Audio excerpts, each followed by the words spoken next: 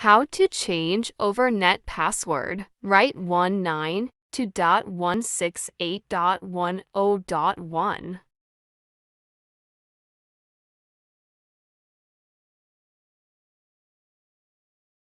Username root. Password admin.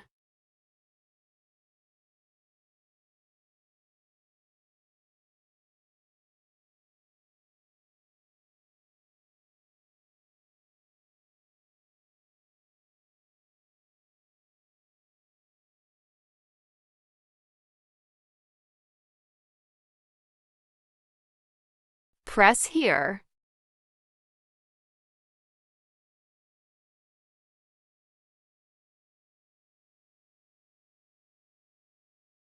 Now press here to change your password.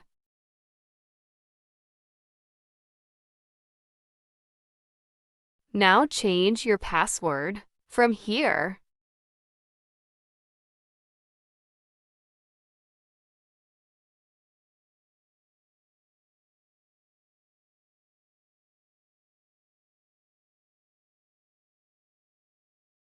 Now press apply to confirm your new password.